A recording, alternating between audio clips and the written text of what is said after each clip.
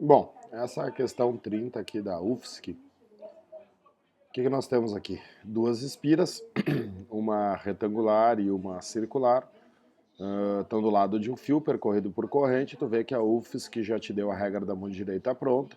Desse lado do fio o campo entra, desse lado do fio o campo sai. Uma está indo para a direita, outra indo para a esquerda. Então o que está acontecendo com ela? Estão indo para regiões onde o campo magnético é menos intenso, elas estão se afastando do fio.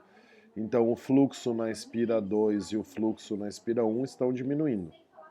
Se eu quisesse saber a corrente induzida, né, se é circular, se é horária ou anti-horária, por exemplo, pega essa espira aqui, desenha aqueles desenhos que a gente conhece, uma espira com um ímã em cima. O que tem que determinar? Qual é o lado onde é que está o polo norte? Como é que está o campo nessa espira? O campo está entrando na espira. Se ele está entrando na espira, ele está saindo do ímã. Então essa espira ali tem o polo norte para baixo. Como a espira está se afastando do fio, o que é uma espira se afastar do fio?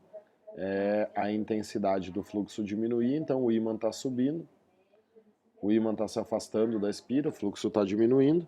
Quando o fluxo diminui, quando o norte vai embora, a espira quer que o norte volte, então ela bota aqui um sul. E aí o sentido da corrente é horário. Então nessa espira aqui nós temos um sentido horário.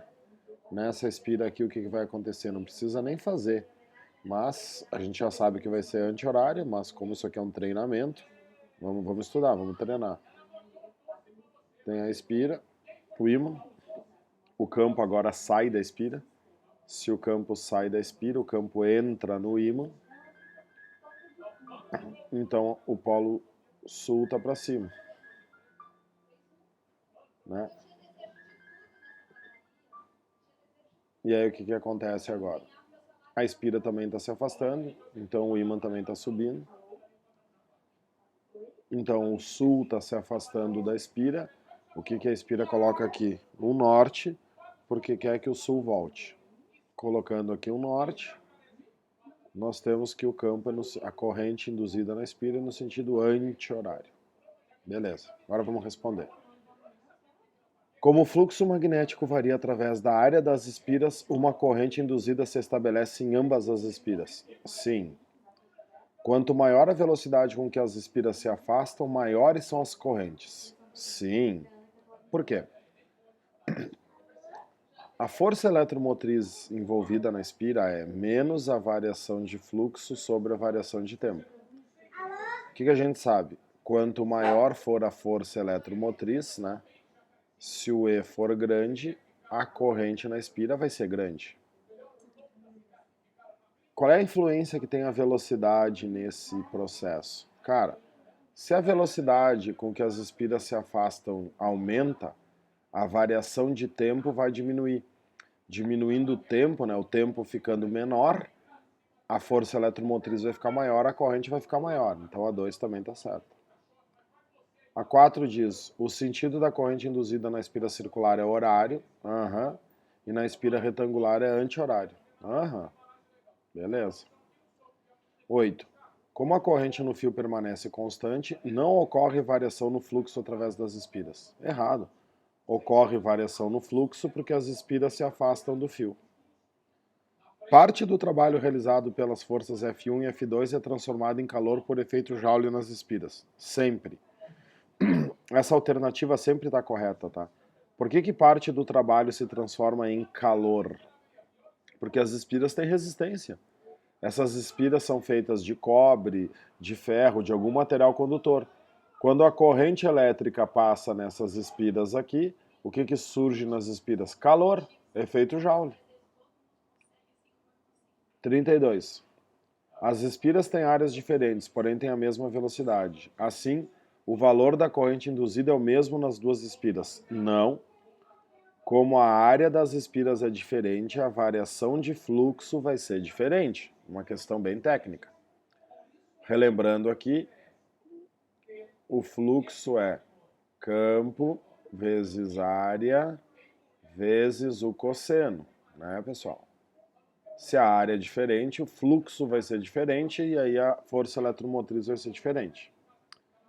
Como a área da espira retangular é o dobro da espira circular, a corrente induzida na retangular é maior do que na espira circular. Sim, justamente porque a área é maior, tu vai ter mais corrente induzida.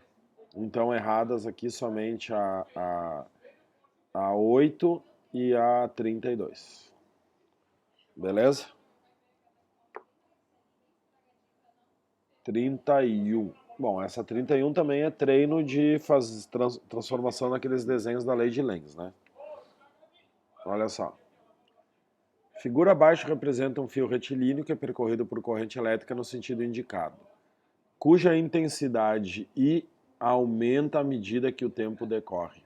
Essa é a informação mais importante do enunciado. A intensidade da corrente aumenta à medida que o tempo decorre. Aí olha só.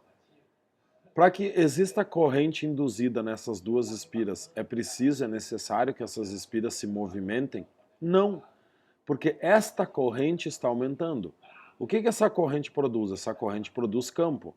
Então tu vê, uma sequência de eventos. Se a corrente que percorre o fio aumenta, o campo criado ao redor deste fio aumenta. Se aumenta o campo, aumenta o fluxo. Se o fluxo varia, surge nas duas espiras corrente. Para determinar o sentido da corrente nas duas, o que tu faz? Primeiro, regra da mão direita. Monta a regra da mão direita aí, por favor, e tu vai ver que tudo que está embaixo do fio está entrando. Então, embaixo desse fio nós temos um campo entrando e em cima desse fio nós temos um campo saindo. Como que esses campos são? Esses campos são aumentando. Tanto a parte de baixo, né? O que nós temos aqui? Um entrando que aumenta e aqui um saindo que aumenta. Por quê? Porque a corrente está aumentando, o campo aumenta, o fluxo aumenta. É aquilo que tu já deve ter percebido, não precisa fazer a regra nas duas espiras, porque se tu fizer na 1 e der horário, na 2 vai ser anti-horário e assim vai. Vou fazer da espira 1 então aqui, ó. Vamos usar essa parte em branco aqui, ó. Vou fazer para a espira 1. Uma espira, um ímã em cima. Na espira 1 o campo está saindo, da espira. Se o campo está saindo da espira, ela está entrando no ímã. Então o que acontece? Aqui é o polo sul, o polo norte está aqui em cima. O que tem que determinar agora? Se o ímã sobe ou se o ímã desce. É barbada, porque o campo está aumentando, o fluxo está aumentando, então para as duas situações o ímã vai descer. Se o polo sul desce, o que a espira quer? Repelir o polo sul. Para repelir o polo sul, o que ela coloca aqui? Um outro polo sul. Colocando aqui um polo sul, qual é o sentido da corrente? O sentido da corrente é horário. Então, se nessa espira aqui E1 nós temos um sentido horário, na espira E2 nós teremos um sentido anti-horário. Não precisa fazer, mas se tu quiser fazer para treinar, faz, tá? É válido. Então é Equador. Limpando, a última questão dessa parte aqui é a 32, depois vem os complementares, tudo junto, reunido. A 32 tu tem uma bobina, né, um solenoide, um ímã, e aí tanto o ímã quanto a bobina podem se movimentar. É correto afirmar que não haverá indicação de corrente no galvanômetro. Quando que não vai ter corrente? Quando a distância entre o ímã e a bobina se manter constante, porque daí não vai ter variação de fluxo. Então, o ímã afastar-se e esta permanecer em repouso. O ímã permanecer em repouso e a bobina aproximar-se. O ímã deslocar-se para a esquerda e a bobina para a direita, vai ter afastamento. O ímã deslocar para cima e a bobina para baixo, vai mudar a distância. O ímã e a bobina se deslocarem para a direita com velocidades iguais e constantes. Resposta: Equador. Se os dois andarem para a direita com a mesma velocidade, a distância entre eles permanecerá constante e não teremos variação de fluxo. Valeu, beleza, agora só faltam os complementares e era isso.